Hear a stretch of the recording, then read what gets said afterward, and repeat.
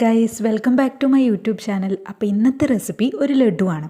ഇത് നമ്മൾ സാധാരണ കഴിക്കുന്ന ലഡു അല്ല കേട്ടോ. നമ്മൾ ഭയങ്കര ഹെൽത്തി ആയിട്ടുള്ള ഒരു ബയോട്ടിൻ ലഡുവാണ് ഉണ്ടാക്കാൻ പോകുന്നത്. നമുക്ക് ഈ ഹെൽത്തി ആൻഡ് ഈസി ആയിട്ടുള്ള ബയോട്ടിൻ ലഡുവിന് ആവശ്യമുള്ള ഇൻഗ്രീഡിയൻസ് നോക്കാം.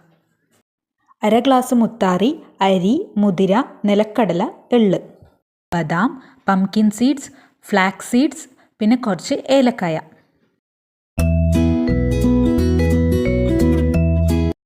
ഞാൻ നേരത്തെ പറഞ്ഞ പോലെ ഞാൻ ഇതും 1/2 ഗ്ലാസ് വെച്ചിട്ട് തന്നെയാണ് കേട്ടോ എല്ലാം എടുത്തേ. അപ്പം നിങ്ങൾക്ക് വേണ്ടിക്കിൽ ഇതിൻ്റെ ക്വാണ്ടിറ്റി കൂട്ടാം.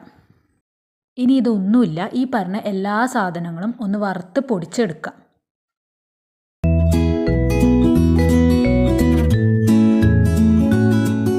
ഇനി ഇത് നല്ലപോലെ മിക്സ് ചെയ്യാം.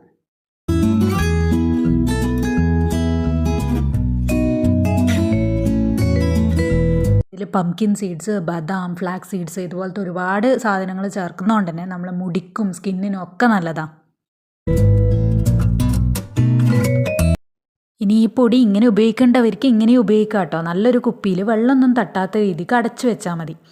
എന്നിട്ട് നിങ്ങൾക്കിനി ഇത് 1 ടീസ്പൂൺ ഡെയിലി പാലിലൊക്കെ ചേർത്ത് കുടിക്കാം.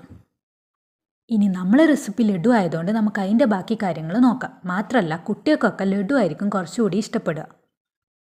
ഇനി 1/2 കിലോ വെള്ളം എടുത്ത് അതിലോട്ടേക്ക് കുറച്ച് വെള്ളം ഒഴിച്ച് മെൽട്ടാവാൻ വെക്കാം.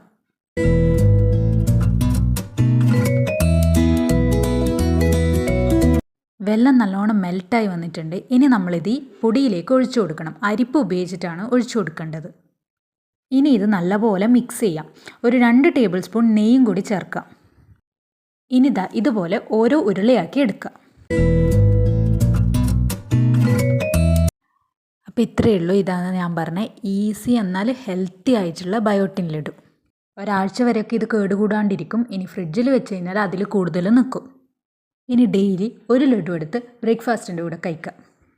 എല്ലാവരും അപ്പോൾ ഈ ബയോട്ടിൻ ലഡു ട്രൈ ചെയ്ത് നോക്കുക. എന്നിട്ട് കമൻസ് വഴി ഫീഡ്ബാക്ക് അറിയിക്കാം.